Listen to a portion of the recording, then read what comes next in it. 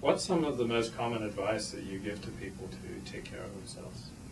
Well, I think, first of all, we should all control our weight and eat a healthy diet and avoid smoking and excessive alcohol and drugs. I think that's kind of baseline. And then I think we should strive to have an enjoyable life.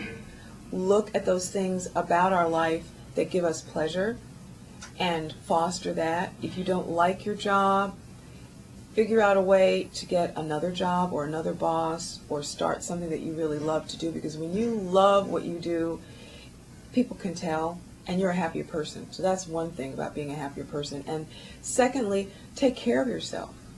Don't feel that you have to be a total rat in the rat race.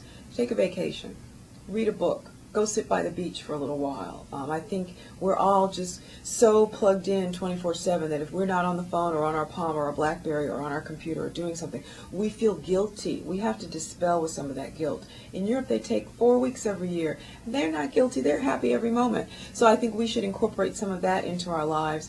And I think we have to be really good about getting our screening exams. So whatever is the age-appropriate screening for you as a man or a woman, you should be following up on that. Particularly women, mammograms, pap smears, after age 50, colorectal exams, men, African-American men after 40, prostate exams and a PSA, after 50, colonoscopy. So everything that you need to do to look for something that's under the cover. It hasn't emerged yet as a real illness. It's so small. But if we find it early, we can take care of it. Avoid diabetes if there's a family history. Watch your weight. Stay in weight control. Diabetes is going to be a huge problem. It is a huge problem. It's going to be greater in the next 10 years because of our kids who are sitting on the couch, drinking Coke, eating popcorn. They're not moving. Many of them are going to become diabetic. And finally, do your coronary screening.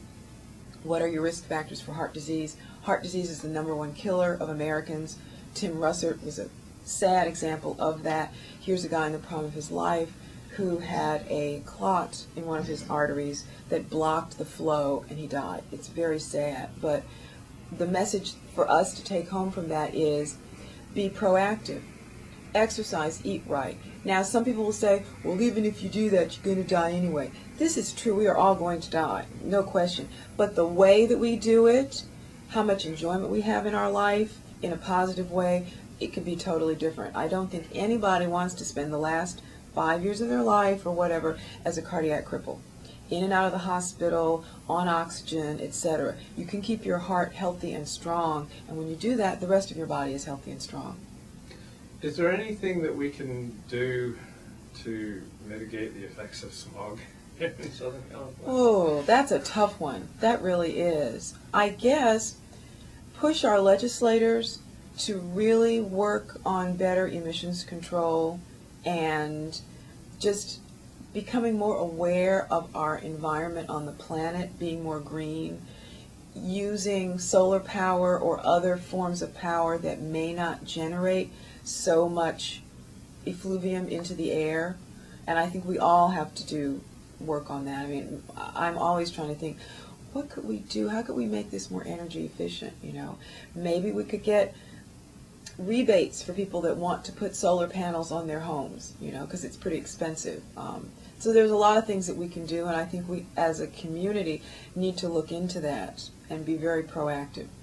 But there's not like a vitamin that you can take to mitigate the effects of smog? Not that I'm aware of yet. Because I love it here, and I think it's horrible. The air that I must be breathing in. It is pretty what scary. It's doing to me. Right. And, I think, what can I do? Right. It's like, when it rains, I feel like, okay, now I'm going to breathe deeply because the air's clean.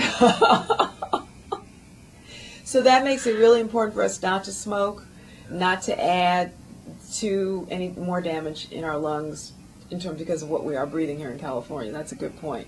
And it can be scary.